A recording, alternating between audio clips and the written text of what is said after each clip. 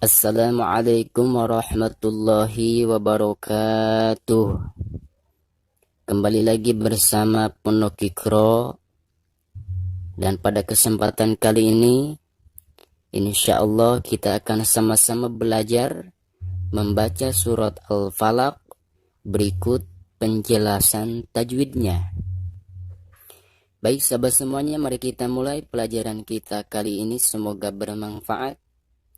A'udzu billahi minasyaitonir rajim. Bismillahirrahmanirrahim. Baik, silakan diperhatikan. Pertama kita bacakan Qul a'u.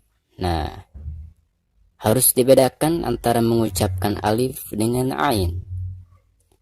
Qul a'u. Nah, ketika kita membaca di sini harus dipanjangkan 2 harokat karena dihukumi mad tabi'i. Ada huruf hijaiyah yang berharkat dhamma, di sini ain ya.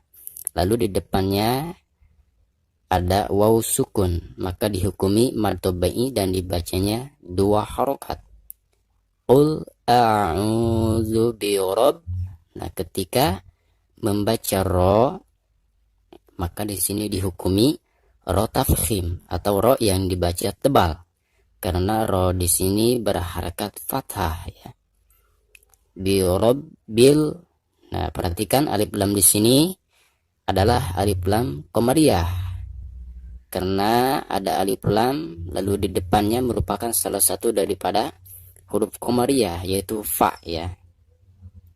Maka alif lam tersebut harus dijelaskan atau harus dibaca ya, karena biasanya ada tanda sukun di atas lamnya seperti ini ya, birabbil falaq.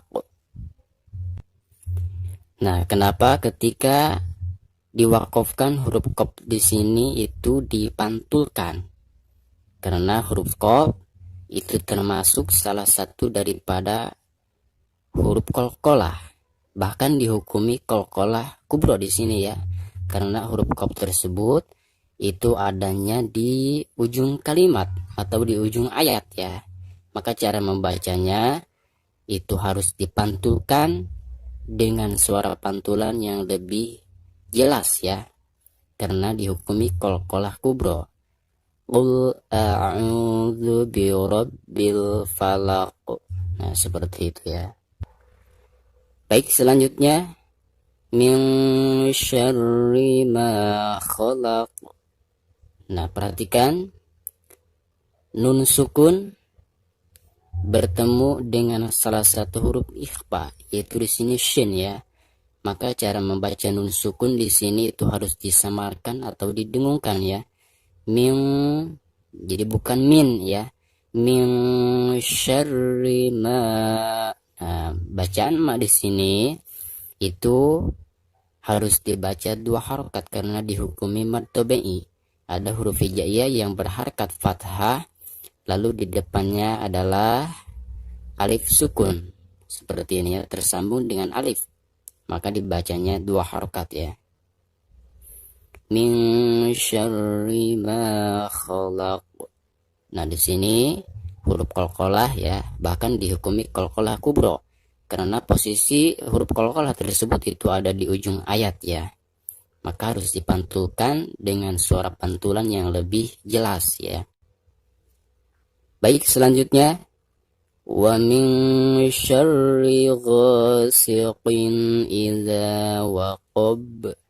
Perhatikan ada nun sukun lalu di depannya adalah salah satu daripada huruf ikhfa yaitu shin ya, maka sama ini dihukumi ikhfa ya. Dan cara membaca nun sukun di sini itu harus disamarkan atau didengungkan ya. Jadi tidak boleh dijelaskan, tidak boleh dibaca wamin ya, tetapi harus disamarkan atau didengungkan ya. Wa min syarri gha. Nah, perhatikan ketika membaca gha, maka di sini dihukumi mad tabi'i dan dibacanya 2 harokat ya.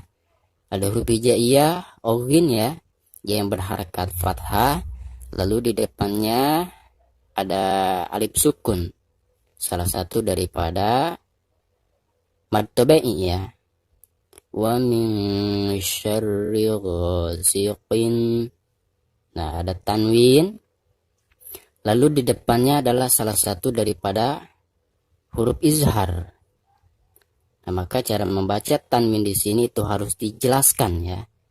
Ghasiqin, iza. Nah, di sini ketika membaca iza maka harus dipanjangkan 2 harakat.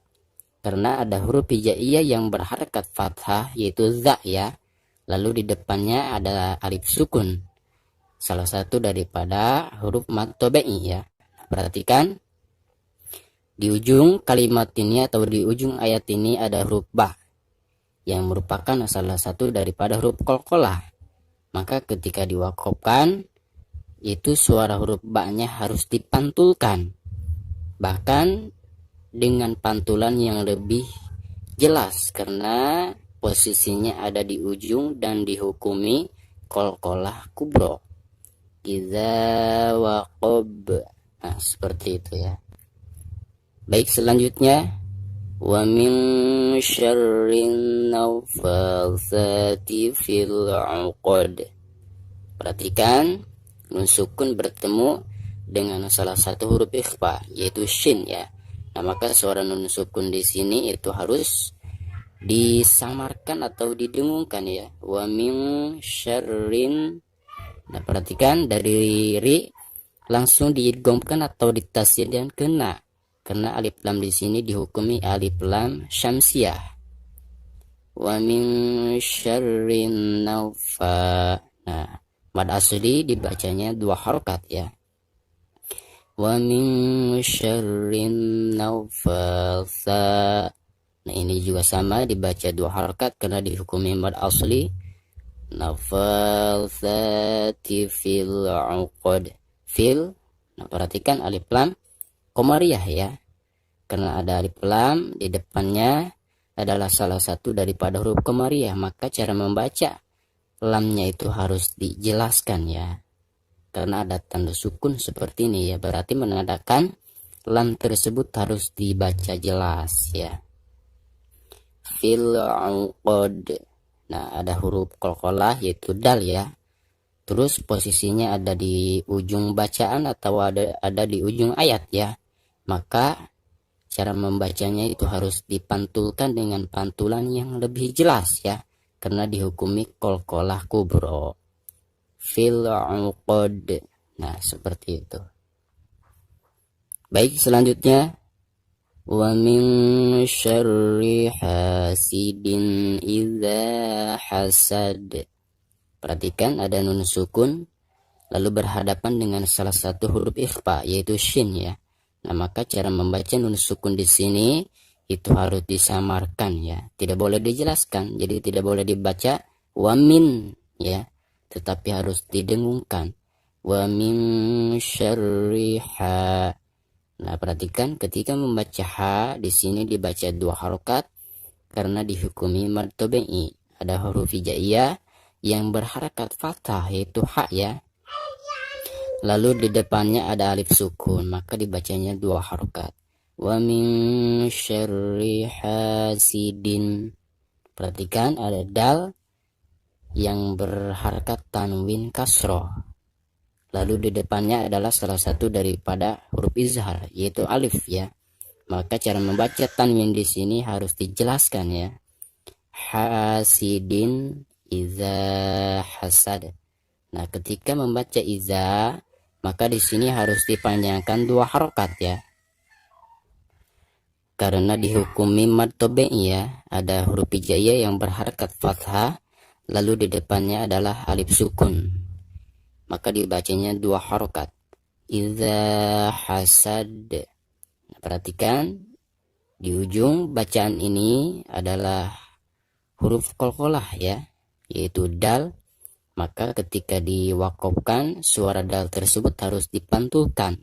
Bahkan harus dipantulkan dengan suara yang lebih jelas, lebih besar ya, karena dihukumi qalqalah kubro. Wa min syarri hasidin idza hasad. Nah, seperti itu. Shadaqallahul azim. Baik sahabat semuanya, terima kasih. Wassalamualaikum warahmatullahi wabarakatuh.